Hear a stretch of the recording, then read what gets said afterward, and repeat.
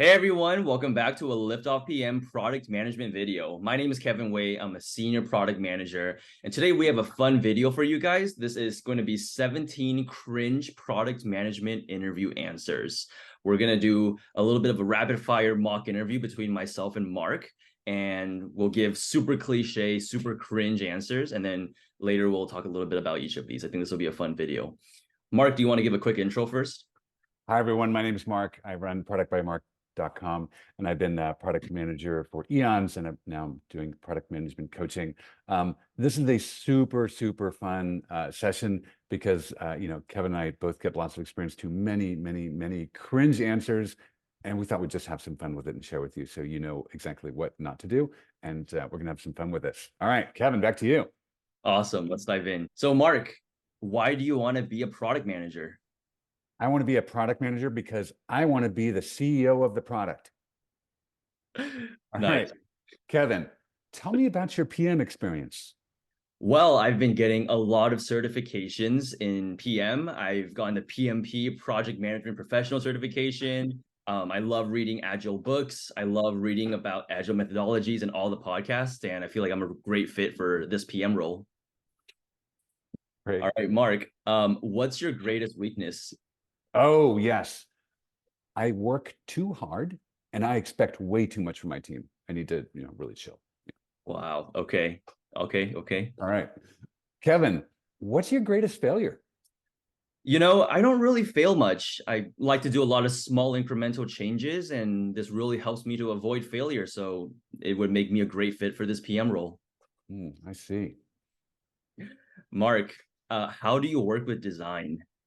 Oh, I know what good design is, and I appreciate good UX, and that makes me awesome at design. I've done it all the time.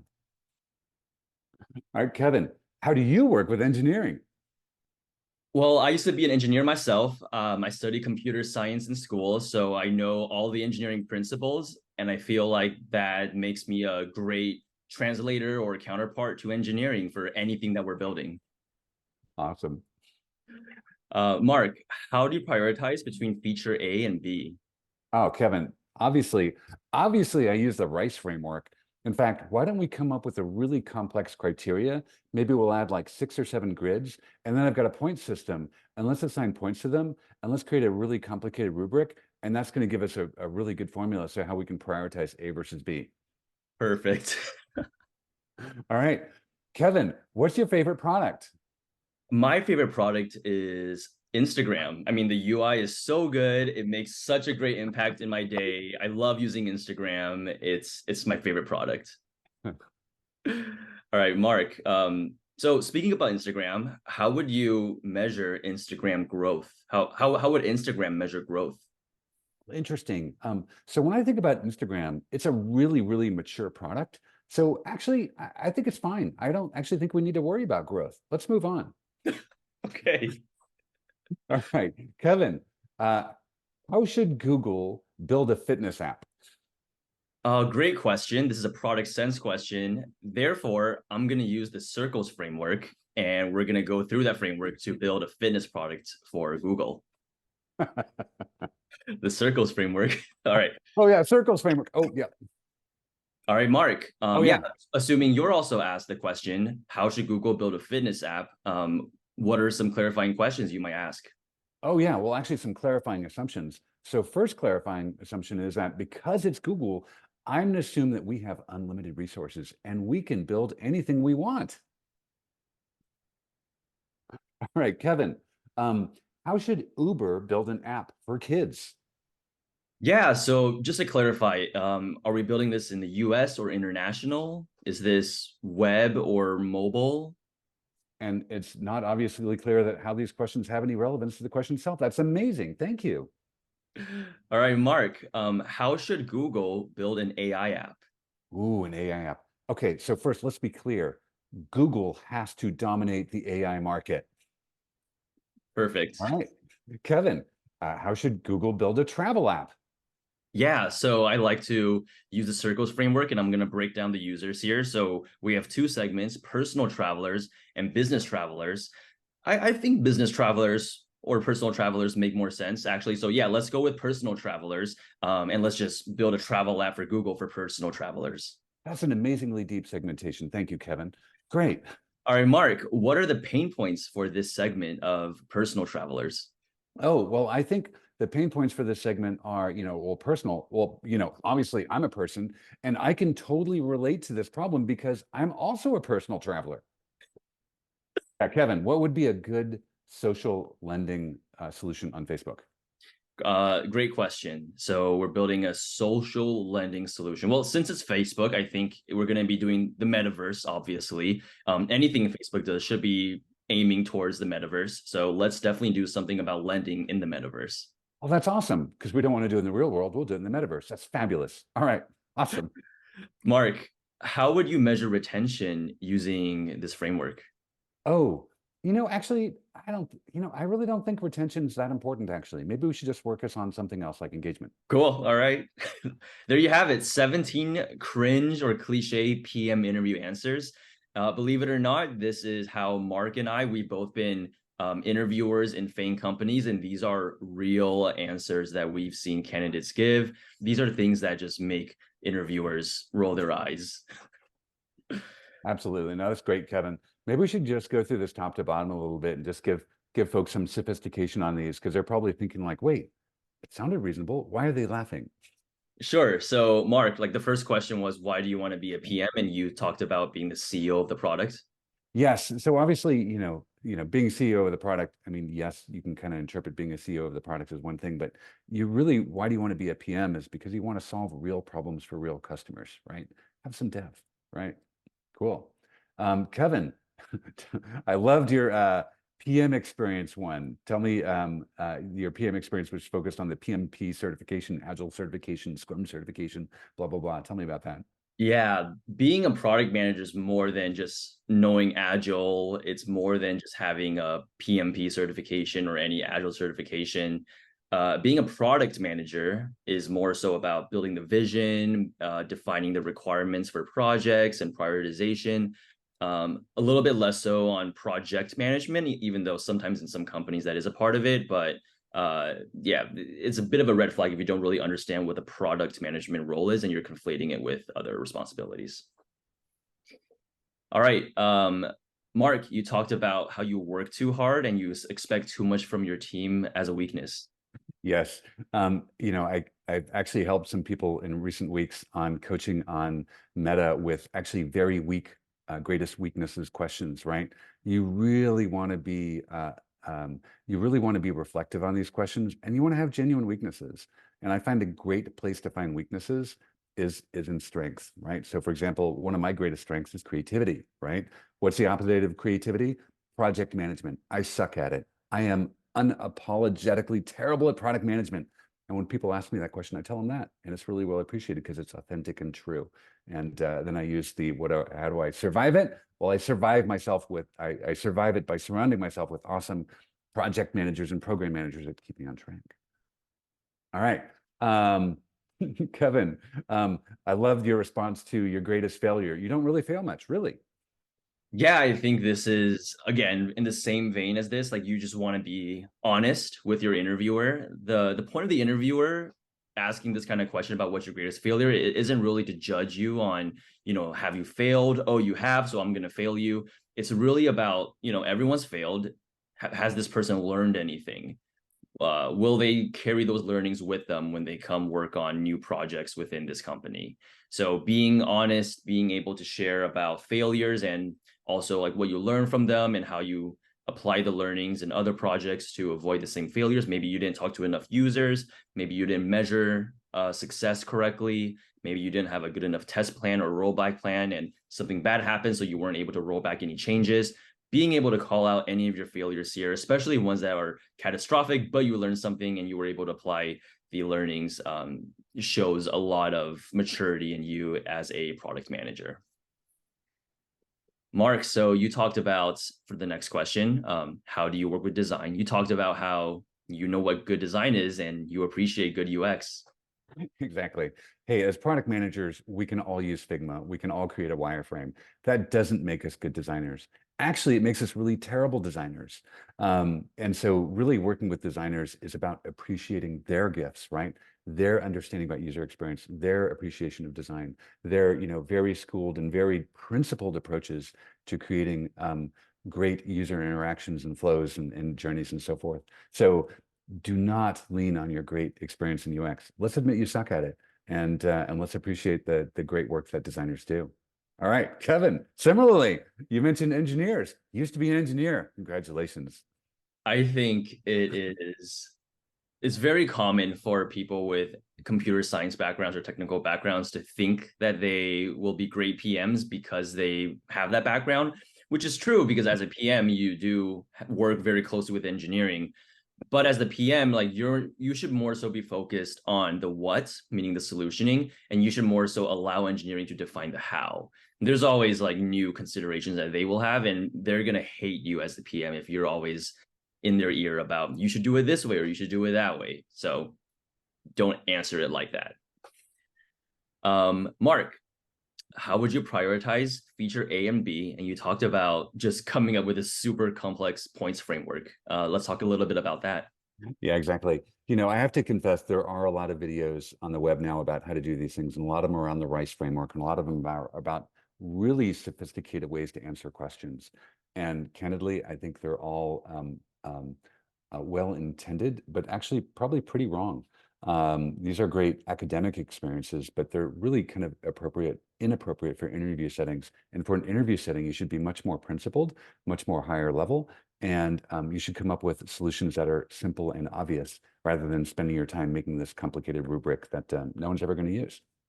All right. I think it's really similar in the workplace too. Like in the workplace, you probably want a more holistic ranking when you're trying to prioritize features. Like I've seen teams try to prioritize things using like 5 to 10 columns in an Excel sheet. And because there's like so many columns, it's really hard to explain how one project got ranked above another. So you really want to do the same thing. You just want to keep it simple, impact versus effort, and just go from there. Yep. Kevin, I loved your response to your favorite product, Yawn, Spotify and Instagram. Good UI. All right, talk about that. Yeah, it's super cliche what's your favorite product? It's a very common question. You should be prepared for this. And it's really cliche to just say, Instagram or Spotify or any other consumer products. Nothing wrong with saying these products, but first of all, these are products that probably many other people are going to see. So try to be unique. Second of all, your justification should more so be on product reasons, right? So not so much about, oh, the UI is good and it makes a impact on my day and I'm able to enjoy reels.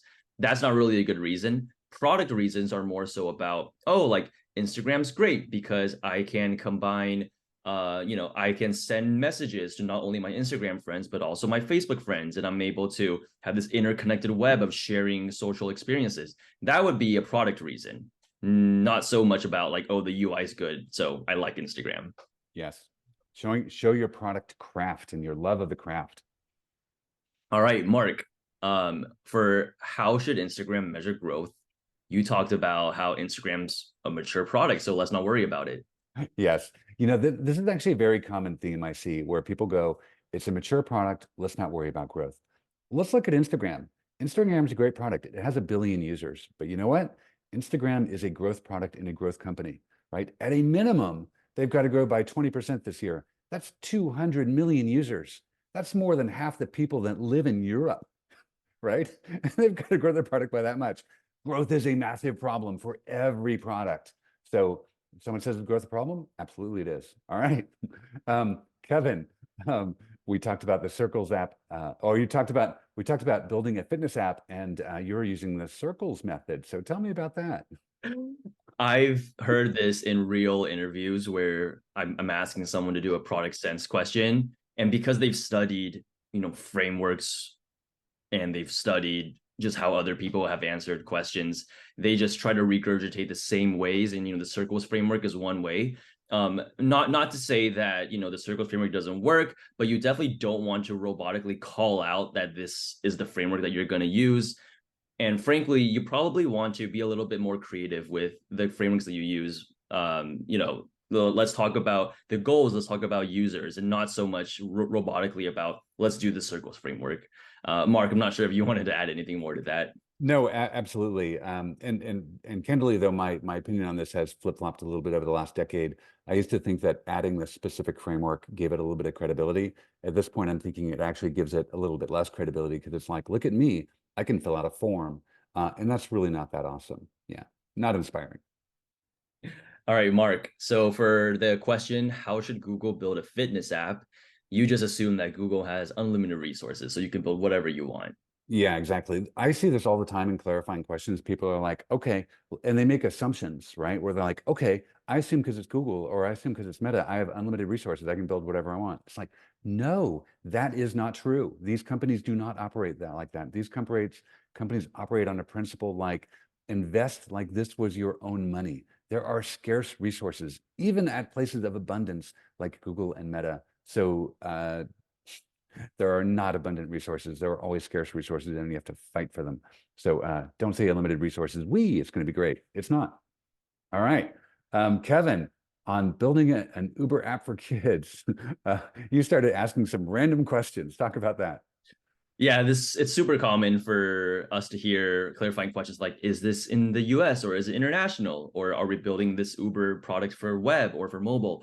Your clarifying questions should really help shape your answer. And if you're sometimes asking questions just for the sake of asking questions, it becomes really obvious and it's not fruitful for the conversation at all. So you want to make sure that any clarifying questions you ask, you're doing so with intent. You're being intentional about your questions, and you want to make sure that you're not doing anything, just for the sake of doing it. Like, you're going through a framework and you have to ask questions. No, like everything should be done intentionally. Yes. Yeah, I love that point on intent. It's not that these are necessarily bad questions, but it's got to be the intent, and you've got to use the content they give you in the body of your answer to bring it all together. Cool. So, Mark, the next question was, how should Google build an AI app? And you talked about how, let's just be clear that Google has to dominate the AI market. Yes. So for the big companies, and I'll put Google, Facebook, Amazon, Microsoft, right? Please never use words like dominate. Never use words like we're going to take the market. Never use the words like we're going to crush competitors, right? All of these companies suffer from real pressures in antitrust laws and things like that, right? It's never about doing that. It's always about delivering value for customers and winning customers, but never focus on like, we're going to crush, we're going to dominate. It comes out across as immature and not very polished. All right, Kevin, we talked about how the segmentation for Google building a travel app, and you gave a very shallow answer. Let's talk about that. Yeah, for this one, I kind of juggled between should we go with personal travelers or business travelers for this travel app for Google that we're building. And then I ultimately landed on personal travelers. I can't remember the justification that I gave, but I mean, I've heard people say, because I'm a personal traveler, so I'm going to go with personal travelers, or things like, I think that personal travelers have a lot of problems, so let's go and focus on this segment. You should, again, be very intentional about the segment that you're choosing, whether that's about around reach or pain points or anything like that, but you should be really intentional about it, have strong justification, because you choosing to do personal or business travelers will shape the rest of your answer. So anything that you do here around segmentation should be done with intent. All right, Mark. So for the question on what are the pain points for this segment of personal travelers, you gave a really interesting answer. Do you want to talk a little bit about this? Sure, you bet. So I gave an answer that like, hey, I can totally relate to this issue because this is a problem that I have. I made a mistaken segment. I made a mistake in pain points, which is when you do pain points, you need to pretend like you're an actor, right? Playing the role of that persona in that segmentation.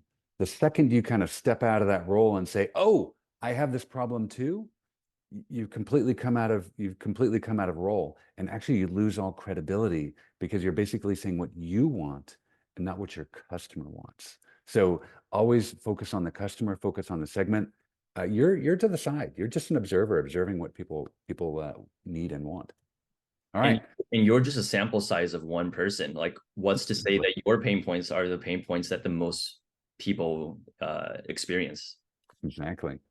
All right, Kevin, we talked about creating a solution for lending on Facebook, and you came up with this amazing solution for metaverse. Talk about that.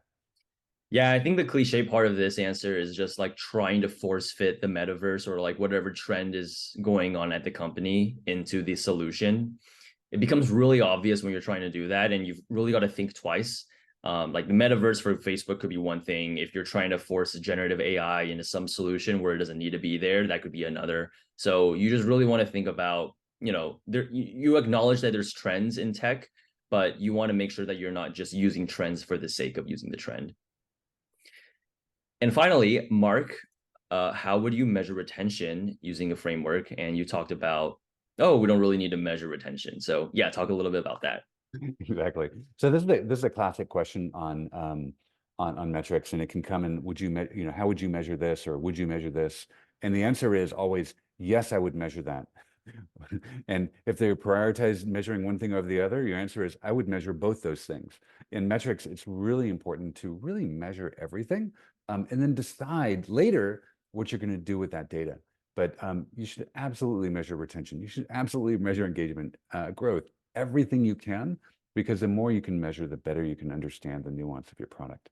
So measure, measure, measure, and study, study, study, and then you can really understand how your product is performing. Awesome. Well, thanks, Mark, for your time for joining us in this super fun video. And there you have it. Those are your 17 cringe or cliche PM interview answers. These are real answers that Mark and I, as PM interviewers, have seen in FAANG companies. And if you want to learn more about how to actually answer your PM interview questions, click the link below for access to the comprehensive Liftoff PM interview course. It contains all the learnings that I've shared with my students in the past 3 years. It's helped over 90 of them land their dream jobs as FAANG and top startup PMs.